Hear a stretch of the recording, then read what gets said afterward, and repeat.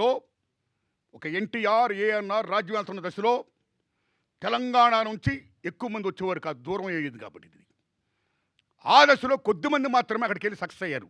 అందులో ముఖ్యంగా నెంబర్ 1 కాంతారావు గారు, ప్రభాకర్ రెడ్డి గారు అటు మహానుభావులు. కాంతారావు గారి గొప్పతనం ఏంటి? ఆయన కోదాడ బిడ్డ, తెలంగాణ గడ్డ బిడ్డ కాంతారావు గారు. అలాంటైన ఎన్టీఆర్, ఏఎన్ఆర్తో డి అంటే డి అన్నాడు ఆయన. ఒక జానపద హీరోగా, ఒక కత్తి కాంతారావు గారుగా, ఒక తెలుగు ఎంజీఆర్ లాగా రామారావు గారితో, నాగేశ్వరరావు గారితో డి అంటే డి అని పాత్రలు వేసి ఛాలెంజ్గా నిలబడిన హీరో కాంతారావు గారు. మామూలు విషయం కాదు కాంతారావు గారి విషయంలో. ది సేమ్ టైం ఆయన ఎటువంటి వేషాలు వేశాడు. రామారావు గారు వేసిన తర్వాత వేషాలు వేసిన తర్వాత, రామారావు గారి తర్వాత మళ్ళీ అన్ని రకాల వేషాలు వేసిన ఈ మహానుభావుడు. రాముడు కానీ, కృష్ణుడు కానీ, అర్జునుడు కానీ, నారదుడు కానీ, లక్ష్మణుడు కానీ ఇటువంటి వేషాలు వేశాడు మహానుభావుడు.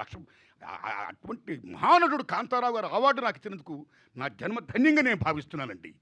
థ్యాంక్స్ అ లాట్ అండి. Thanks a lot.